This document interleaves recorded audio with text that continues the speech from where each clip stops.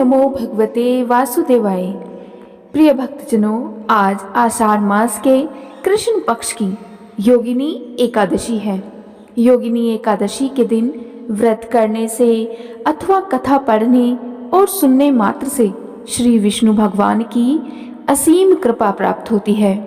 तो आज की वीडियो में मैं आपको सुनाऊंगी योगिनी एकादशी की व्रत कथा। महाभारत काल की बात है कि एक बार धर्मराज युधिष्ठिर ने भगवान श्री कृष्ण से कहा, हे त्रिलोकीनाथ, मैंने ज्येष्ठ माह के शुक्ल पक्ष की निर्जला एकादशी की कथा सुनी।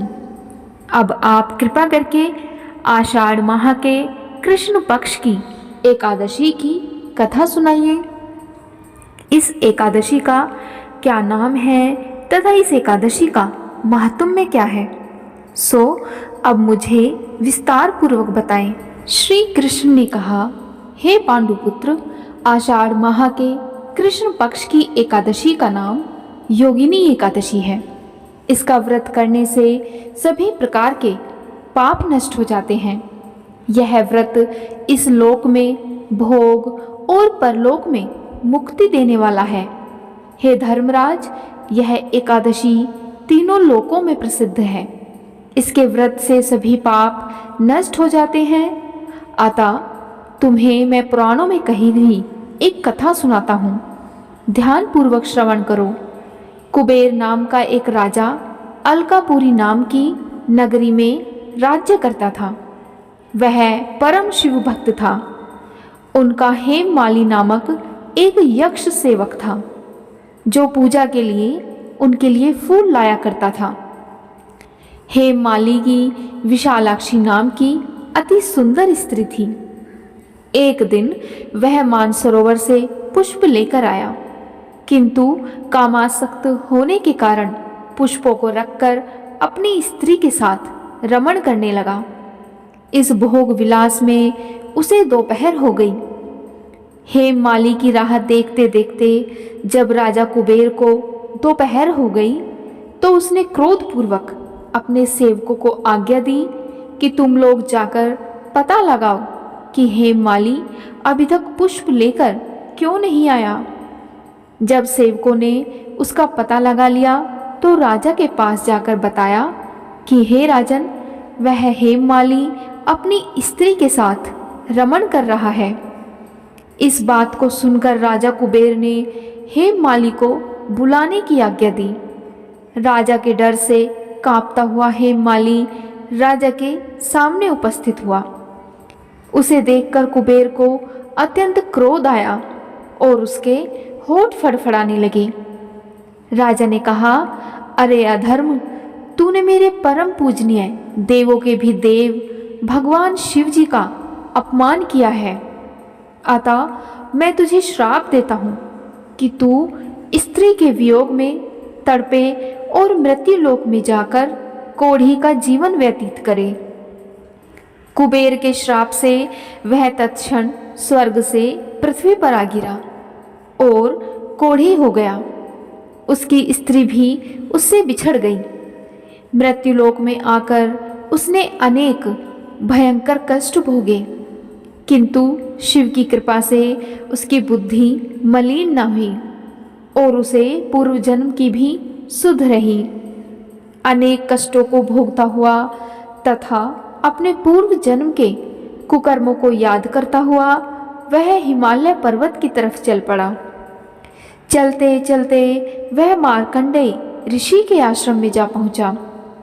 वह ऋषि अत्यंत वृद्ध तपस्वी थे। वह दूसरे ब्रह्मा के समान प्रतीत हो रहे थे और उनका वह आश्रम ब्रह्मा की सभा के समान शोभा दे रहा था। ऋषि को देखकर हेममाली वहां गया और उन्हें प्रणाम करके उनके चरणों में गिर पड़ा। हेममाली को देखकर मार्कंडेय ऋषि ने कहा कि तूने कौन से निकृष्ट कर्म किए हैं जिससे तू कोढ़ी हुआ और भयानक कष्ट भोग रहा है।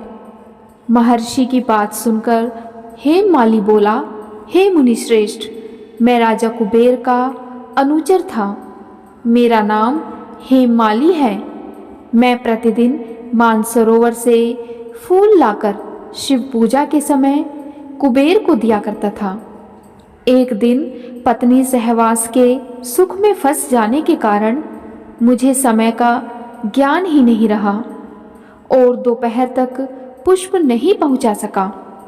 तब उन्होंने मुझे श्राप दिया कि तू अपनी स्त्री का वियोग और मृत्युलोक में जाकर कोढ़ी बनकर दुख भोगेगा। इस कारण मैं कोढ़ी हो गया तथा पृथ्वी पर आकर भयंकर कष्ट भोग रहा हूँ। अतः कृपा करके आप कोई ऐसा उपाय बतलाएं जिससे मेरी मुक्ति हो जाए। उसकी बात सुनकर मार्कंडेय ऋषि ने कहा, हे माली, तूने मेरे सम्मुख सत्य वचन कहे हैं, इसीलिए मैं तेरे उद्धार के लिए एक व्रत बताता हूँ। यदि तू आषाढ़ माह के कृष्ण पक्ष की योगिनी नामक एकादशी का विधान पूर्वक व्रत करेगा तो तेरे सभी पाप नष्ट हो जाएंगे। महर्षि के वचन सुनकर हे माली अति प्रसन्न हुआ और उनके वचनों के अनुसार योगिनी एकादशी का विधान पूर्वक व्रत करने लगा। इस व्रत के प्रभाव से अपने पुराने स्वरूप में आ गया और अपनी स्त्री के साथ सुखपूर्वक रहने लगा। भगवान श्री कृष्ण ने कहा, हे राजन, इस योगिनी एकादशी की कथा का फल 88,000 ब्राह्मणों को भोजन कराने के बराबर है। इसके व्रत से सभी पाप नष्ट हो जाते हैं और अंत में मोक्ष प्राप्त करके प्राणी स्वर्ग का अधिकारी बनता है। प्रेम से बोलिए विष्णु भगवान की जय, एकादशी माता की जय। आज की वीडियो में इतना ही।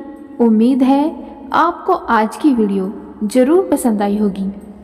अगर आपको आज की वीडियो पसंद आए तो वीडियो को लाइक और अगर चैनल पर पहली बार आए हैं तो चैनल को सब्सक्राइब भी ज़रूर करिएगा और कमेंट बॉक्स में विष्णु भगवान की जय ज़रूर लिखिएगा।